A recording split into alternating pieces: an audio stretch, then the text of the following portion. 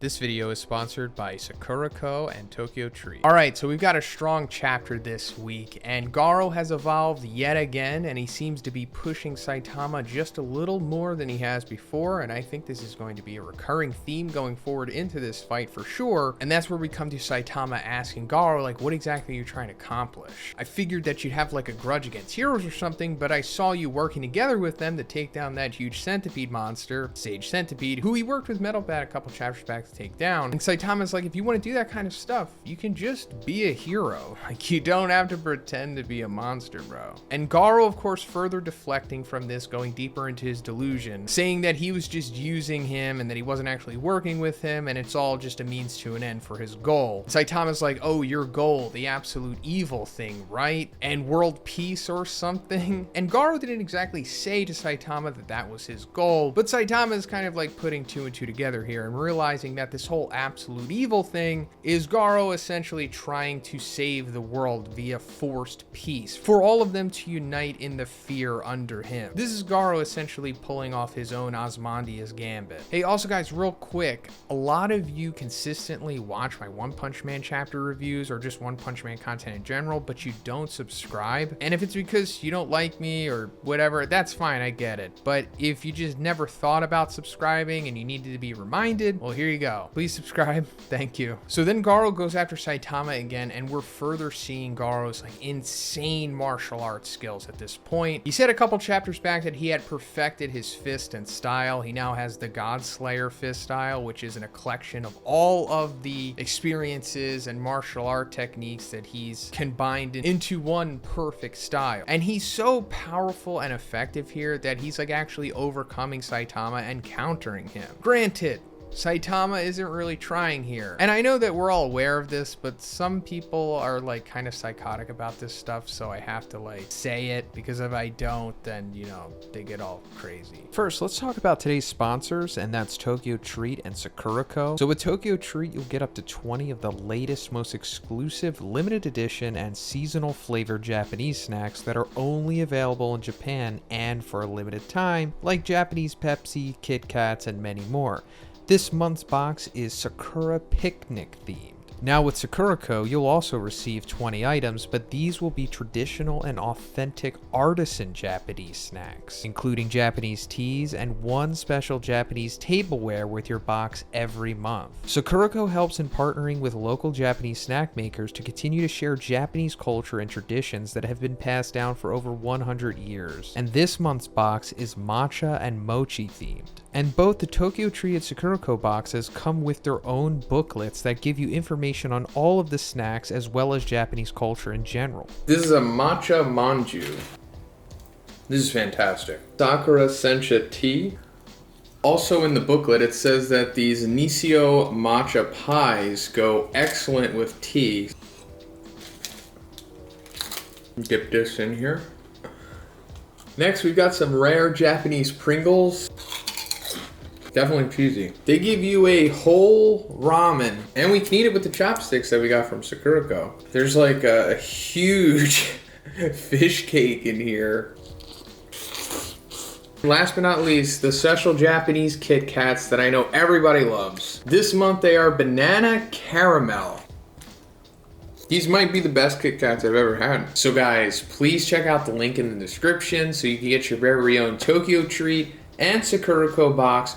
Also, please use the code right here and you can get $5 off your first box. Thanks, guys. But it is showing how incredibly powerful Garou is right now. Like, imagine if this was anyone else besides Saitama. And I mean like anyone else. I'd really like to see how he would do against Blast at this point. Not saying he would win. I would just like to see it. But then Garou goes into his God Slayer instant attack. And I guess beforehand in the webcomics continuity, this maybe was the apex of awakened Garou's power or his technique. But while this is happening, Saitama like tunnels underground and winds up on the side of Garou. And Saitama says says, that weird way you're moving and making my punches miss. Is that martial arts or something? Garou says it's the ultimate martial arts technique, and he continues to flurry Saitama, but we see Saitama like avoiding it all nonchalantly and kind of goofily. And Garou says he's outpacing my combo attacks with just miraculous reflexes and reaction speed, but his technique is still that of a complete amateur. He's got plenty of openings to take advantage of. Part of me thinks that this dialogue isn't kind of just exposition for the moment. I do think this is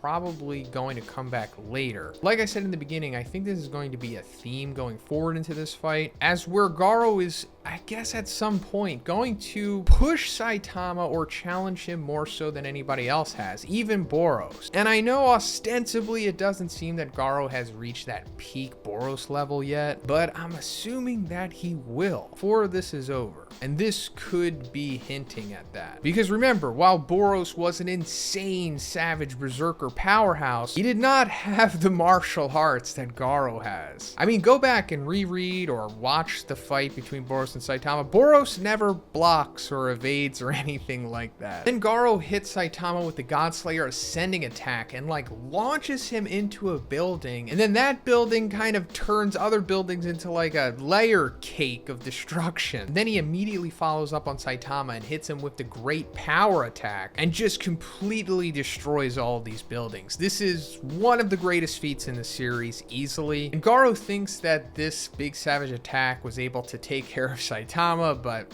of course, like, it does nothing. There's not even like a scratch on him. Then we see that Garou blowing these buildings away was saving these staff members that were like trapped in the underground shelter. And they realize that Saitama's a hero and they start thanking him, and Saitama's like, no, don't thank me, thank this guy, he's the one who did it. And Saitama says, man, absolute evil sure is good at saving people. You've got this down to a T. And this is going to be like a recurring theme in this chapter, and this feels more like classic One writing, and I'm really just enjoying this adaptation of the original story. I personally like the more poppy aspects that One tends to adapt as he goes further, but that's just me. Maybe you feel differently, and that's fine, but I know a majority of you are none the wiser of what the original story was anyway, so it doesn't even matter. But then we cut away from their fight for a little bit, and we see like this volcano erupting, and the lava's like spilling down, and it's about to like reach this portion of the city, and they're trying to like evacuate the area and everything. And then suddenly Garou and Saitama's fight switches to where the volcano is, and we see Garou further evolve yet again, and he becomes like this